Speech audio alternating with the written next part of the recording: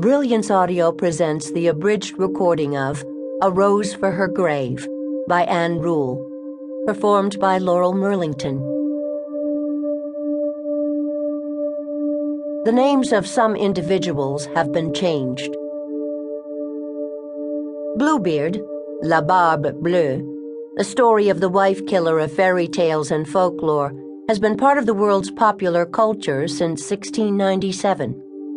There is a murderous husband in every version of the story, from tales of Mother Goose to similar stories in European, African, and Asian folklore.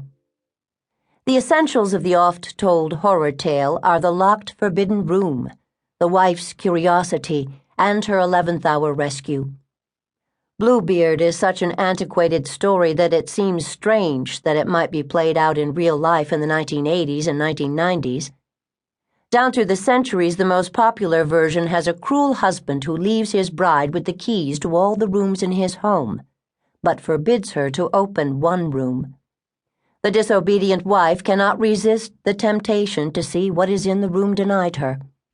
When that door swings open, she is transfixed with horror to see the bodies of her husband's former wives. The wicked husband discovers her treachery when he finds one telltale spot of blood on the key to that room. Knowing that she will die, the doomed bride calls out piteously to her sister, who is watching from the tower for sign of rescue. Sister Anne, do you see anyone coming?"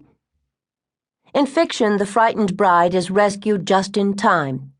In real life, it's not always so. He was a man who hated women, truly hated women. Unlike the serial killer who chooses, stalks, and physically destroys women he does not know, this man knew his victims only too well. The serial killer is addicted to murder. Bluebeard was addicted to his own greed. He was above all a man in complete control. He had to be, of course, because his plans required timing, charm, charisma, cunning, and a complete lack of conscience or empathy. He was handsome and boyish, and his victims never saw the danger in his eyes until it was far too late. His victims were many, but he did the greatest harm to women and children. He wanted a family. He insinuated himself into a number of close families and became something of a cross between the young uncle and the oldest son. But when he formed families of his own, he destroyed them, utterly. Unlike the serial killer whose crimes invariably have aspects of sexual aberrance, Bluebeard was more stimulated by an expensive car than by the women who desired him. He only used their passion to gain those things he wanted more. A Rose for Her Grave is the story of that man and of the King County detectives and prosecutors who sought to stop him from acting on his obsessions.